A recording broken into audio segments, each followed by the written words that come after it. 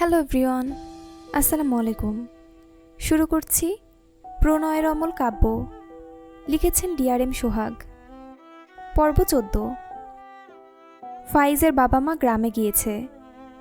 বাড়িতে ফাইজ আর তার বোন ফারা। ফাইজ, শুদ্ধ আর ইরফান ফাইজের রুমে বসে কথাবার্তা বলছে। যদিও ইরফান চুপচাপ, প্রয়োজনে দু একটা কথা বলছে, নয়তো চুপচাপ ফোন স্ক্রল করে। ফাইজ, শুদ্ধ তাদের মতো কথা বলছে। ইরফান কেমন এটা তো তাদের কাছে নতুন না। ফাইজ হঠাৎ বলে ওঠে, ইরফান তোর বাচ্চা বউকে নিয়ে থাকতে শুরু করলি যে? ফাইজের কথায় ইরফান চোখ তুলে তাকায়, ভ্রু কুঁচকে বলে, হোয়াট? গতকাল আমাকে এজন্যই তোর ঘরে যেতে দিলি না। আই মিন তোর বউ ছিল বলে। ঠিক বললাম না? ইরফান শান্ত চোখে ফাইজের দিকে চেয়ে একটু পর দৃষ্টি সরিয়ে তার হাতে থাকা ফোনে মনোযোগ নিবদ্ধ করে। বিরক্তি কণ্ঠে বলে, আই ডোন্ট লাইক হার। শুদ্ধ ইরফানের কথা শুনে হাসল। ফাইজ হেসে বলে, আমি বুঝলাম না, আমার হবু শ্বশুর শাশুড়ি ইরফানের নাম সাদিক রাখলো না কেন? ইরফান তো ভয়ঙ্কর সত্যবাদী, শুধু মুখে যা বলে কাজের সাথে মেলে না। ইরফান রেগে তাকায় ফাইজের দিকে, দাঁতে দাঁত চেপে বলে, ফুল স্টপ দিয়ে দে, নয়তো থাপ্পড় খাবি। কথাটা বলে কানে ব্লুটুথ গুজে নেয়। শুদ্ধ ভ্রুকুচকে বলে, ইরফানের কেস কি বোঝাতো? আমি এর আগামাথা বুঝি না। ফাইজ দু হাত টানা দিয়ে বলল, তোর কাছে ওর কাহিনী শুনে ভেবেছিলাম বউ বাচ্চা বলে সময় নিচ্ছে। এখন মনে হচ্ছে ও জানেই না ও ওর সবচেয়ে অপছন্দের মেয়েকে দিল দিয়ে দিয়েছে, কিন্তু সেটা এখনও নিজে বুঝতে পারছে না, অথবা বুঝতে পারলে নিজেকে দাবানোর চেষ্টা করছে। কারণ বাচ্চা মেয়েকে ভালোবাসলে ওর নিজের কাছেই মান ইজ্জত থাকবে না ওর মতে। এরই মাঝে ফারা হাতে একটা ট্রেতে কফি নিয়ে আসে। প্রথমে ইরফানকে দেয়। ইরফান বিনা বাক্যে কফির কাপ নিয়ে তাতে চুমুক দেয়। এরপর ফারা ফাইজকে কফির কাপ দিয়ে লাস্ট কাপ টেবিলের উপর রেখে ঘর থেকে বেরিয়ে যায়। শুদ্ধ দেখল সবটা। ফারা বেরিয়ে গেলে শুদ্ধ উঠে দাঁড়ালে ফাইজ ভ্রু কুঁচকে বলে, কোথায় যাচ্ছিস? শুদ্ধ ফাইজের সামনে দাঁড়িয়ে বলে, তোর বিয়ে পেছাতে। ফাইজ শুদ্ধর হাঁটু বরাবর লাথি দিতে নিলে শুদ্ধ পিছিয়ে যায়। রেগে বলে, তোর ঘাড়তারা বোনকে সোজা করতে যাচ্ছি, জেনেও ঢং করিস কোন লজ্জায়? বোনের হবু জামাইয়ের সাথে ভিলেনগিরি করতে বাধে না? আসলে লাজ লজ্জা নেই তোদের দুই ভাই বোনের। একজন বিয়ে করতে পাগল, আরেকজন আমাকে ফিরিয়ে দিতে। ফাইজ রেগে গেল শুদ্ধর কথায়। এই বেয়াদবটা সারাদিন তার বোনের জন্য তার হবু বউটাকে টেনেও খোঁটা দেয়। ফাইজ হাতের কাপ ঠাস করে টেবিলে রেখে উঠে দাঁড়ালো। শুদ্ধর দিকে এগিয়ে গিয়ে বলে, ফিরিয়ে দিতে লজ্জা থাকা লাগে না? ছ্যাঁচড়ার মতো ঘুরে বেড়ায় যারা, ওদের লজ্জা লাগা উচিত। কি বুঝলি? শুদ্ধ মাথার চুল টেনে ধরল। তাকে ছ্যাঁচড়া বলছে। মেজাজ বিগড়ে গেল। রেগে বলল, ইরফানের বউয়ের এক্সামটা শেষ হোক, এরপর বোঝাবো আমি ছ্যাঁচড়া নাকি তোরা দুই ভাই বোন। শালা তোদের দুটোর আমার সাথে ভিলেনগিরি করেই দিন যায়। ইরফানের কানে ব্লুটুথ। শুদ্ধ আর ফাইজের মাঝে এই এক টপিক নিয়ে নিয়মিত এমন কথার কাটাকাটি হয়। ইরফান এদের সাথে থাকলে বেশিরভাগ সময় কানে ব্লুটুথ লাগিয়ে রাখে।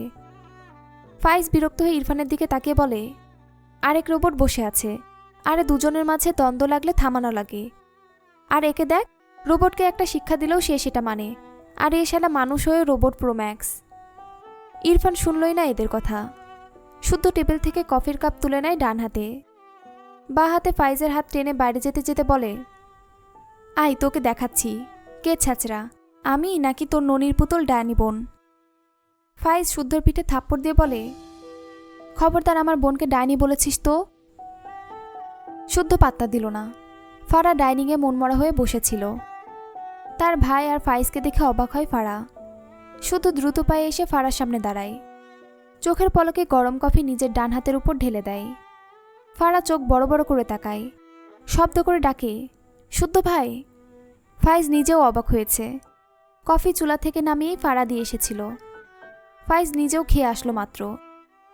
শুদ্ধর পাগলামিতে ছেলেটা রেগে যায়। ফারা টলমল চোখে চেয়ে থাকে শুদ্ধ লাল দগদগে হয়ে যাওয়া লাল হাতটার দিকে। শুদ্ধ হাত ঝাড়া দেয় খুবই আলতোভাবে। বাম হাত চুলের ভাঁজে চালিয়ে মৃদু হেসে বলে, ফারা এক গ্লাস পানি খাওয়াও তো, তৃষ্ণা পেয়েছে। ফারা চোখ থেকে পানি গড়িয়ে পড়ে। সে উঠে দাঁড়ায় না। তার দৃষ্টি শুদ্ধর পুড়ে যাওয়া হাতটার দিকে। শুদ্ধ রেগে ফাইজের দিকে তাকিয়ে বলে, কি পাষাণ বোন বানিয়েছিস দেখ, এক গ্লাস পানি দিতেও কিপটামি করে। ফাইজ তার বোনের দিকে তাকালো। ফারার হাতের উপর কয়েক ফোঁটা পানি। দীর্ঘশ্বাস ফেলে। ফারা কেঁদে দিয়ে বলে, ভাইয়া, শুদ্ধ ভাইয়ের হাতে ওষুধ লাগিয়ে ব্যান্ডেজ করে দাও প্লিজ। শুদ্ধ হেসে বলে, সি, এই হাত ব্যান্ডেজ করানোর জন্য তোর বোন এখন কেমন ছ্যাঁচড়ামি করে দেখ। ফাইজ কিছু বলল না, উল্টো ঘুরে তার রুমে গেল। এদের কথা বলা উচিত, সে উদ্দেশ্যেই ফাইজ স্থান ছাড়ল। শুদ্ধ ফারার সামনে এগিয়ে যায়। ফারা ডাইনিং টেবিলে চেয়ারে বাঁকা হয়ে বসা। শুদ্ধ ফারার সামনে হাঁটু মুড়ে বসে মলিন হেসে বলে, ফারা, তুমি কেন বিশ্বাস করো না আমি তোমায় ভালোবাসি? ফারা টলমল চোখে শুদ্ধর দিকে চোখ তুলে তাকায়। ভাঙা গলায় বলে, হাত ব্যান্ডেজ করাতে হবে শুদ্ধ ভাই। শুদ্ধ দীর্ঘশ্বাস ফেলে বলে, ফারা, আমার হাতে জ্বালা পোড়া হচ্ছে না, বিলিভ মি। ডান হাতের সাহায্যে বুকের বাঁ পাশে ইশারা করে বলে, এখানে ভীষণ জ্বলছে। ফারা দুহাতে মুখ লুকিয়ে ফুপিয়ে ওঠে। ভাঙা গলায় বলে, তুমি মিশকা আপুকে ভালোবাসতে, আমি অনেক প্রমাণ পেয়েছি শুদ্ধ ভাই। তুমি মিশকা আপুর বিয়ে ভেঙে দিয়েছিলে, তোমাদের অনেক ক্লোজ পিক ছিল। শুদ্ধ রাগান্বিত স্বরে বলে, সে আমার খালাতো বোন ছিল, এজন্য এসব হয়েছে, এর পিছনে আর কোনো কারণ নেই। আর কি করলে বিলিভ করবে তুমি? আমার ভালোবাসা তোমার কাছে নাটক লাগে, বেয়াদব মেয়ে? ফারা ফুপিয়ে ওঠে। শুদ্ধ ফোঁস করে শ্বাস ফেলল, আবার রেগে যাচ্ছে। ফারা নিজেকে সামলে দুহাতে চোখ মুছে বলে, শুদ্ধ ভাই, হাতটা ব্যান্ডেজ করো প্লিজ। মিশকা আপু বললে তো ঠিকই শুনে নিতে। শুদ্ধ বসা থেকে দাঁড়িয়ে যায়। রাগে চোটে পোড়া ডান হাতটা দিয়ে টেবিলের উপর শব্দ করে পাঞ্চ মারে। চিৎকার করে বলে, মিশকা মিশকা মিশকা, আরে ওর বয়ফ্রেন্ড জুটে গিয়েছিল, এজন্য হেল্প করতে গিয়েছিলাম। ফারা নাক টেনে বলে, হ্যাঁ, সেই বয়ফ্রেন্ড তো তুমিই। শুদ্ধ রাগে ফারার গালে থাপ্পড় মেরে দেয়। চিৎকার করে বলে, তুই ভালোবাসার যোগ্যই না, বালের পাত্রে ভালোবাসা ঢালছি এতদিন ধরে। ফারা ঝাপসা চোখে শুদ্ধর দিকে তাকায়। চেয়ার থেকে উঠে দাঁড়িয়ে পিছু ফিরে যেতে নিলে শুদ্ধ ফারার হাত টেনে দাঁতে দাঁত চেপে বলে, এই বালের পাত্রেই আরও ভালোবাসা ঢালবো। ভুলেও ভেবো না ক্লান্ত হয়ে বিরহের গান গেয়ে বলবো, পাখি যাও চলে যাও, ওসব আমার দ্বারা হবে না, এত উদার না আমি। বিরহের গান গাইতে ইচ্ছা করলে গান গেয়ে এরপর তোমায় নিয়ে বাসর ঘরে ঢুকবো, বুঝলে? তুমি আমার বউ হবে, আমারই, ইটস ফাইনাল। কথাগুলো বলে ফারার হাত ছেড়ে দেয়। ফারা ঝাপসা চোখে শুদ্ধর দিকে আরেকবার তাকায়। শুদ্ধ গম্ভীর গলায় বলে, ঘরে যাও। ফারা অপেক্ষা করে না, দৌড়ে তার ঘরে চলে যায়। ফাইজ ঘর থেকে বেরিয়ে আসে, পাশে ইরফান। ফারাকে থাপ্পড় মারা দেখেছে তারা। ইরফান দ্রুত পায়ে এসে শুদ্ধর কলার ধরে দাঁতে দাঁত চেপে বলে, ফাইজের বোনকে এভাবে মারছিস কেন? শুদ্ধ ইরফানকে ধাক্কা দেয়। মেজাজ বিগড়ে গিয়েছে। ইরফান রাগ বিরক্ত ঢেলে বলে, মেয়েদের সাথে ঢলাঢলি করে এসে ওর বোনকে মারছিস কেন? আগে মনে ছিল না? শুদ্ধ অবাক হয়ে বলে, আরে তুইও আমাকে বিলিভ করছিস না? আমি বড় বোন ভেবে বেশি ফ্রি ছিলাম মিশকাপুর সাথে। ইরফান গম্ভীর গলায় বলে, ডিসগাস্টিংয়ের ভালোবাসা তোদের, খেয়ে দে কাজ না থাকলে যা হয়। কথাটা বলে বিরক্ত হয়ে বাড়ি থেকে বেরিয়ে যায়। এসব আজগবি লাগলো তার কাছে। ফাও কষ্ট পায়। শুদ্ধ রেগে বলে, এই ইরফানের বাচ্চার আমার চেয়েও করুণ অবস্থা হবে দেখিস। ফাইজ রেগে বলে, আমার বোনকে মারলি কেন? শুদ্ধ বিরক্ত হয়ে বলে, আমার হবু বউ, যা ইচ্ছে করব, যা, ভাল লাগছে না। ও যা জ্বালিয়েছে আমায়, আরও 10টা থাপ্পড় দিলেও কম হবে। তাই দরদ দেখাতে আসিস না, বলেছি না ওকে সিধে করব আমি। তোর বোনের প্রবলেম বুঝি না, ও সেই মিশকাকে নিয়ে পড়ে আছে। মেয়ে যাতে যে এত প্যাচ যদি জানতাম, তাহলে অনুভূতি জন্মানোর আগে জঙ্গলে গিয়ে বাস করতাম। তোর বোনের জন্য জীবনটা তেজপাতা হয়ে যাচ্ছে। তেরামি ও করবে, রেগে মারবো আমি, দাগ পড়বে ওর গালে, বুক পড়বে আমার। ভাইয়া, শুদ্ধ ভাইয়ের হাত ব্যান্ডেজ করে দিয়েছ? ফাইজ তার ঘর থেকে বেরিয়ে ফারার ঘরে এসেছিল। মেয়েটা তাকে দেখে কেমন উতলা হয়ে কথাটা বলল। ফাইজ মৃদু হেসে বলে, ও হাতের সেবা করতে যেতে নিষেধ করেছে। ফারা রেগে বলে, তুমি কেমন বন্ধু, নিষেধ করেছে আর বাবু হয়ে বসে আছো? ফাইজ ফারার বিছানায় শুয়ে চোখ বুজে বলে, ঘুম পেয়েছে, ডিস্টার্ব করিস না।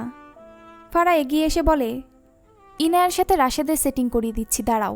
এমনিতেও ইনায়া তোমাকে পছন্দ করে না। ফাইজ তরাক করে চোখ মেলে তাকায় বোনের দিকে।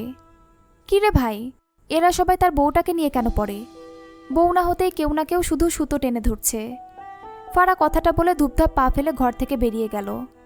পিছন থেকে ফাইজ রেগে বলে, এমন কিছু করলে তোর বিয়ে কনফার্ম পাশের বাসার ভুড়িওয়ালা নয়ন দাদার সাথে দিব। বেয়াদব বোন বড় ভাইকে বয়ফ্রেন্ডের চিকিৎসা করতে বলে, না করলে তার বউ নিয়ে টানাটানি করে। আসলে মানুষের মাঝ থেকে লাজ লজ্জা উঠে যাচ্ছে দিন দিন। ফারা চলে গেলে চোখ বুজে হাসল ফাইজ। শুদ্ধ আর ফারার ঝামেলা মেটানোর একটা স্কোপ করতেই শুদ্ধর হাত ব্যান্ডেজ করেনি সে।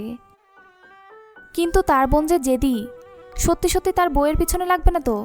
লাগলে সেও শুদ্ধকে অন্য মেয়ের সাথে বিয়ে দিয়ে দিবে। বোনটা বেয়াদব হয়ে যাচ্ছে দিন দিন। ফারা ফার্স্ট এইড বক্স নিয়ে ভাইয়ের ঘরে উকি দেয়। শুদ্ধ ডান হাত মেলে বাঁ হাত কপালের উপর রেখে চোখ বুজে আছে, মনে হচ্ছে ঘুমিয়েছে। ফারা পা টিপে টিপে ঘরের ভেতর প্রবেশ করে। বেডের পাশে দাঁড়িয়ে শুদ্ধর মুখ পানে তাকিয়ে থাকে কিছুক্ষণ। সময় নষ্ট না করে মেঝেতে হাঁটু মুড়ে বসল। এরপর প্রয়োজনীয় সব ফার্স্ট এইড বক্স থেকে বের করে শুদ্ধর হাতের দিকে তাকায়। মনে হচ্ছে ফোসকা পড়ে গিয়েছে। ফারার চোখের কোণ ভিজল আবারও। কাপা হাতে শুদ্ধর হাত ধরলে শুদ্ধ দ্রুত চোখ খুলে তাকায়। ডান পাশে মাথা রাখায় সেদিকেই বসা অবস্থায় ফারাকে চোখে পড়ল। ফারা তাকায় না শুদ্ধর দিকে, শুদ্ধ তার হাত সরিয়ে নেয়। ফারা এবার অসহায় চোখে শুদ্ধর দিকে তাকায়। শুদ্ধ গম্ভীর মুখে ফারার দিকে চেয়ে থাকে কিছুক্ষণ। এরপর চোখ সরিয়ে নিয়ে বলে, তোমার ঘরে যাও। ফারা নাক টেনে করুণ সুরে ডাকে, শুদ্ধ ভাই। শুদ্ধ চোখ বুজে নেয়। এই মেয়ে এমনভাবে ডাকে যেন বলবে, চলো এক্ষুনি বিয়ে করে নিই। কিন্তু এই তারা আসে আলগা দরদ দেখাতে, আর আসে তাকে দুর্বল করে দিতে। ফারার আবারও একই সুরে কণ্ঠ ভেসে আসে, শুদ্ধ ভাই। শুদ্ধ চোখ বুঝেই শান্ত গলায় বলে, হাতটা দাও প্লিজ, ব্যান্ডেজ করেই চলে যাব। শুদ্ধ শক্ত গলায় বলে, সারাদিন বসে কাঁদলেও এই সুযোগ পাবে না, তাই চুপচাপ বের হও। ফারা মাথা নিচু করে রইল, ঠোঁট ভেঙে আসছে। মিশকাকে নিয়ে কি প্রবলেম তোমার? ফারা মাথা নিচু করেই বলে, এখন তো আর আপুও ডাকতে হয় না, বড়, তবুও নাম ধরে ডাকছ। শুদ্ধ দাঁত কিরমির করল, ধমকে বলল, যে কোনো সময় আরেকটা থাপ্পড় পড়ার আগে এখান থেকে যাও। কথাটা বলে চোখ বুজে নাই। ফারা চুপচাপ বসে রইল। হ্যাঁ না কিছুই বলল না, বসা থেকে উঠলও না। বিয়ের প্রিপারেশন নাও। ফারা নাক টেনে বলে, আমি তোমাকে বিয়ে করব না। শুদ্ধ চোখ বুজে রেখেই ঠোঁটের কোণে খুবই সামান্য হাসি রেখে বলে, তোমার মতামত চাইনি, প্রিপারেশন নিয়ে থাকতে বলেছি। ফারা বাঁ হাতে চোখ মুছে নাই। শুদ্ধ হঠাৎ অত্যন্ত রেগে ধমকে বলে, ফারা, আমি এখান থেকে তোমাকে যেতে বলেছি, আউট। ফারা ভয়ে কেঁপে ওঠে, কিন্তু সে যাবে না, জেদ ধরে বসে রইল। শুদ্ধ নিজেই শোয়া থেকে উঠে বাইরে যেতে যেতে বলে, ওকে ফাইন, আমিই যাচ্ছি। ফারা বসা থেকে দাঁড়িয়ে আবেগী গলায় ডাকে, শুদ্ধ ভাই। শুদ্ধর পা থেমে যায়। এই মেয়েকে ঠিক কি করা উচিত? এভাবে ডাকবে, এক্ষুনি হাত ব্যান্ডেজ হয়ে গেলে আপনিতে উঠে আসবে, সাথে স্যার স্যার বলে মুখে ফেনা তুলবে। শুদ্ধ খুব ভালো করে জানে। সে তাকালো না পিছনে, হন হন করে বেরিয়ে যায়। ফারার চোখ থেকে পানি গড়িয়ে পড়ে। শুদ্ধ বাইরে বেরিয়ে ফাইজকে দেখল। ফাইজ এগিয়ে এসে বলে, আমার বোনকে ফিরিয়ে দিলি কেন? শুদ্ধ চোখ ছোট ছোট করে তাকালো। রেগে নাটকীয় ভঙ্গিতে বলল, তোমার ননির পুতুল বোনের জন্য কোথায় জ্বলছে দেখি। ফাইজ বিরক্ত হলো। শুদ্ধর হাত টেনে বলে, ভাবলাম ভালোবেসে আমার বোন ব্যান্ডেজ করে দিলে তুই মিটিমিটি হাসবি, হলো তো উল্টো। বুঝেছি, শালার হাতের সেবা চাইছিস, আয়। শুদ্ধ বিরক্ত হয়ে বাড়ি থেকে বেরিয়ে যেতে যেতে বলে, চিকিৎসা করালে তোর বোন আপনি থেকে স্যার ডেকে মুখে ফেনা তুলবে, মেজাজ খারাপ হয়। হাত পোড়ানোর জন্য কতদিন পর ওর তুমি আর শুদ্ধ ভাই ডাক শুনলাম। থাক, আসছি। ফাইজ এগিয়ে এসে বলে, ইরফান চলে গিয়েছে, ড্রাইভ করতে পারবি না। পারবো। কথাটা বলে পিছনে দাঁড়িয়ে থাকা কান্নামাখা ফারার দিকে একবার তাকায়, এরপর দ্রুত সেখান থেকে চলে যায়। মায়রাকে তোমার ফুপির বাসায় রেখে আসতে হবে। ইরফান, তার বাবা, তার মা আর ইনায়া টেবিলে বসে রাতের খাবার খাচ্ছিল। তারেক নেওয়াজের কথায় ইরফান কিছু বলল না, মাথা নিচু করে খাওয়ায় মনোযোগ দিল। রুমা নেওয়াজ রিতাকে ডেকে বলে, মায়রাকে ডেকে নিয়ে আয়, এসে তুইও খেতে বসে পড়। রিতা মাথা নেড়ে মায়রার ঘরে যায়। কিছুক্ষণের মাঝে মায়রা ঘর থেকে বেরিয়ে আসে। রিতা রুমা নেওয়াজের পাশের চেয়ারে বসে পড়লে মায়রা দাঁড়িয়ে থাকে। ইরফানের পাশের চেয়ারটাই একমাত্র ফাঁকা। ইরফানের দিকে আর চোখে তাকায়। রুমা নেওয়াজ মায়রার দিকে তাকিয়ে বলে, কি হলো, বসছো না কেন? শাশুড়ির কথায় মায়রা ধীর পায়ে এসে ইরফানের পাশের চেয়ারে বসে পড়ে। কাপা হাতে প্লেটে ভাত বেড়ে নেয়। ইরফান মাথা নিচু করে আর চোখে মায়রার হাতের দিকে তাকায়। বিরক্ত হয়, এই মেয়ের হাত কাঁপছে তার উপস্থিতিতে। এটা তার ধারণার বাইরে নয়। মায়রা ধীরে ধীরে খাওয়া শুরু করে। ইরফানের খাওয়া শেষ। উঠতে নিলে তারেক নওয়াজ আবারও বলে, আমি তোমাকে কিছু বলেছি ইরফান। ইরফান তার বাবার দিকে তাকিয়ে বলে, তুমি নিয়ে যাও। তারেক নওয়াজ ভ্রু কুঁচকে বললেন, আমার কাজ আছে, তোমাকেই যেতে হবে। ইরফান ফোঁস করে শ্বাস ফেলে বলে, কবে যেতে হবে? তারেক নওয়াজ মায়রার দিকে তাকিয়ে বলে, কতদিন আগে যেতে চাও আম্মু? মায়রা খাবার মুখে নিয়ে অবাক হয়ে বলে, কোথায়? তারেক নওয়াজ হেসে বললেন, তোমার এক্সামের আর 3 দিন আছে, এসএসসি দিবে না? মায়রা বুঝল তার গ্রামে যাওয়ার কথা বলছে। মাথা নেড়ে বলল, কালকে যাই।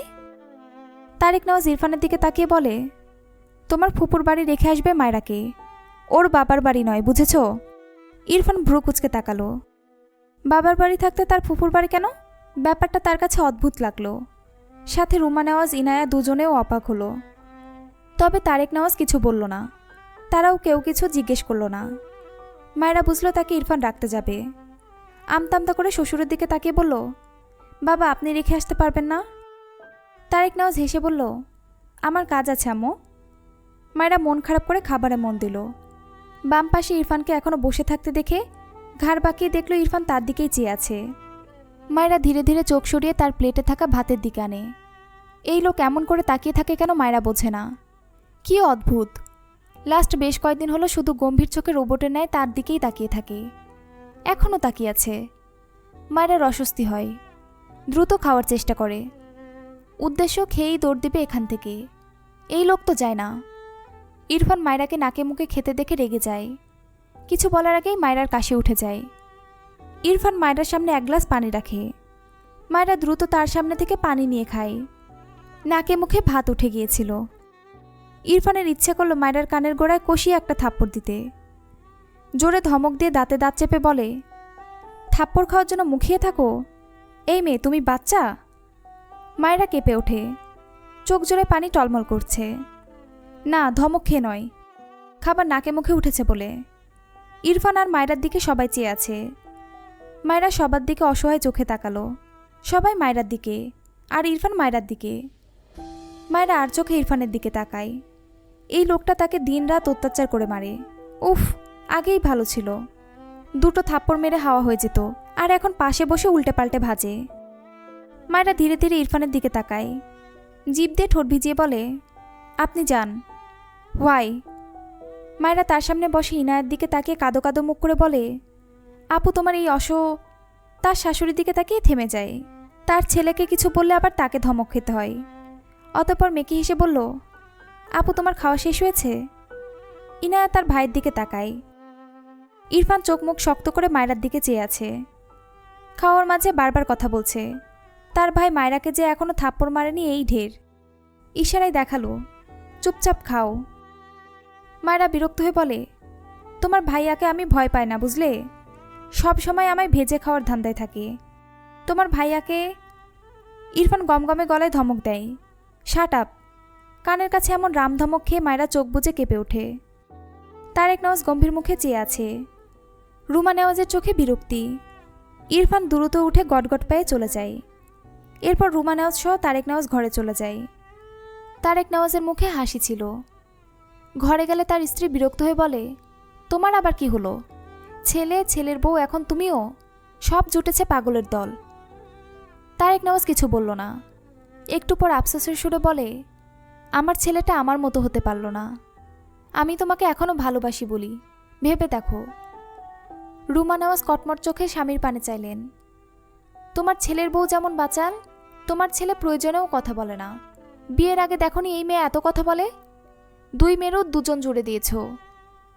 ইরফান এমনই, ওর পাশে চেহারা বসে এভাবে খাবার খেয়ে গলায় বাঁধলে বা এমন বাচাল হলে ধমক খেয়ে বসে থাকতো। বেশি ভাবা বাদ দাও, নয়তো দেখবে তোমার ছেলে মেয়েটাকে হঠাৎই ওর বাপের বাড়ি রেখে এসেছে একেবারে। তখন তুমি শ্বশুর হয়ে ছ্যাঁকা খেয়ে বসে থাকবে। তারেক নওয়াজের মুখ চুপসে যায়। ইরফানের মা মিথ্যে কিছু বলেনি। কপালে চিন্তার ভাঁজ পড়ে। যদি নেগেটিভ কিছু হয় তাহলে সে নিজেই হয়তো নিজেকে কখনো ক্ষমা করতে পারবে না। ছেলেটার এমন খাপছাড়া স্বভাব এতদিন মানলেও আজ কেন যেন তিক্ত লাগলো। মায়েরার সাথে খারাপ কিছু হলে এর মাত্রা বাড়বে বই কমবে না। মায়েরা রেডি হয়ে দাঁড়িয়ে আছে। ইরফানের খবর নেই তো। কোথাও বেরোতে নিলে মেয়েদের নাকি লেট হয়, আর এখানে ইরফানের লেট হচ্ছে। মায়েরা হাতের ব্যাগ নিয়ে ঢং করে করে এপাশ ওপাশ করে হাঁটছে। আপাতত কেউ নেই ডাইনিংয়ে। চুপ থাকার মেয়ে তো সে নয়। ইরফান উপর থেকে নেমে এসে মায়েরাকে এভাবে একা একা ঘুরতে দেখে বিরক্ত হয়। মায়েরার পিঠ হঠাৎ ইরফানের সাথে ধাক্কা খায়। মায়েরা দ্রুত পিছন ফিরে ইরফানকে দেখে চোখ নামিয়ে নেয়। ইরফান গম্ভীর গলায় বলে, স্টুপিড বাদর। মায়েরা চোখ তুলে তাকিয়ে বলে, আর আপনি লেট লতিফ। ইরফান বিরক্ত হয়ে এগিয়ে যায়। পিছু পিছু মায়েরা যায়। সবার থেকে বিদায় নেওয়া শেষ। ইরফানের পাশের সিটে বসে মায়েরা। মেয়েটার মন খারাপ ভীষণ মায়ের জন্য। তার বাড়ি যাবে না সে। বাবা থাকলে নিশ্চয় জোর করে নিজের মেয়েকে তার বাড়ি নিয়ে যেত। বিষণ্ণ মনে মেয়েটা রাস্তার দিকে চেয়ে থাকে। দু হাত গাড়ির জানালায় ঠেকিয়ে রেখেছে। অনেকটাই বাইরে বেরিয়ে আছে। ইরফান মায়েরাকে এমন চুপচাপ দেখে ড্রাইভ করার মাঝে একটু পরপর তাকায়। খেয়াল করলো মায়েরা দু হাতের বেশ অনেকটা বাইরে বেরিয়ে আছে। রেগে যায় সে। ডান হাত স্টিয়ারিংয়ে রেখে বাঁ হাতে মায়েরার বাহু ধরে জোরে টান দেয়। এত জোরে টান খেয়ে মায়েরা পড়তে পড়তে বেঁচে যায়। ইরফান আবারও সম্পূর্ণ মনোযোগ ড্রাইভিংয়ে দেয়। মায়েরা রেগে বলে, আপনার কি প্রবলেম?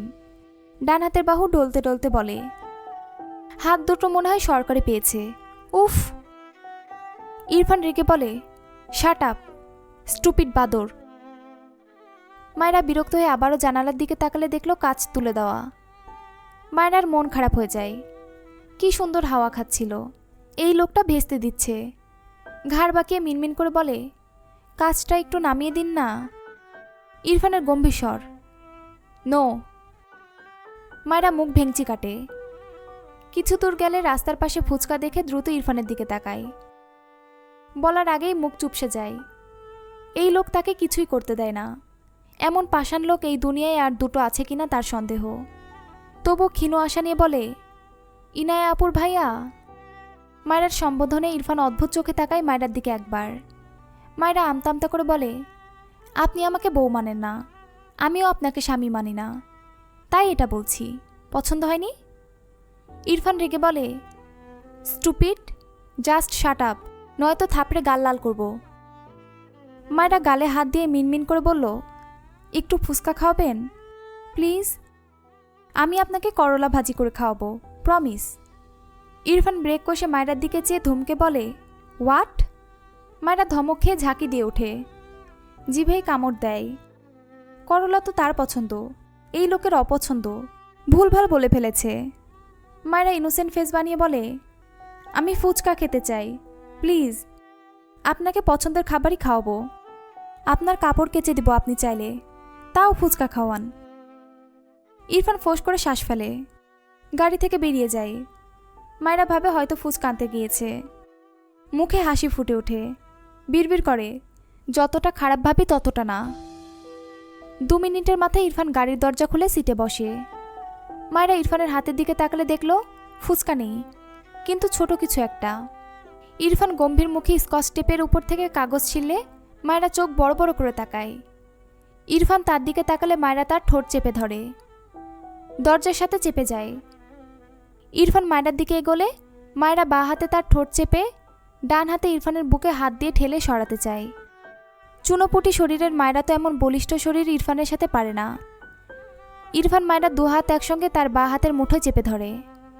নির্বিকার চিত্তে ডান হাতের সাহায্যে মায়েরার মুখে স্কচ টেপ লাগাতে নিলে মায়েরা চিৎকার দিয়ে বলে, না না প্লিজ, আর কথা বলবো না, প্রমিস প্রমিস। বলতে বলতে ইরফানের গলার কাছে তার মুখ নিয়ে ঠেকায়, যেন ইরফান তার মুখে স্কচ টেপ লাগাতে না পারে। সেভাবেই বিড়বিড় করে, আর কথা বলবো না, সরি সরি, ছেড়ে দিন। ইরফান চোখ বুজে শ্বাস টানে। দাঁতে দাঁত চেপে বলে, স্টুপিড। এরপর ঢোক গিলে মায়েরার 2 হাত ছেড়ে মেয়েটাকে তার থেকে ধাক্কা দিয়ে সরিয়ে দেয়। সরে এসে তার সিটে মাথা এলিয়ে চোখ বুজে দীর্ঘশ্বাস টানে। ডান হাতে শার্টের 2টো বোতাম খুলে আলগা করে দেয়।